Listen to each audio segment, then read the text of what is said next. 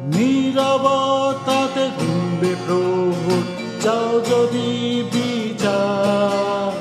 রাজনীতির এই গেরা কলে আজ সবই যে গোলাকার। মন্দেরা শুধু পায় বিচার আর ভালোরা নিরুপায়। শাসন রূপান্তর শোষণ হল আইন আজ অসহায়।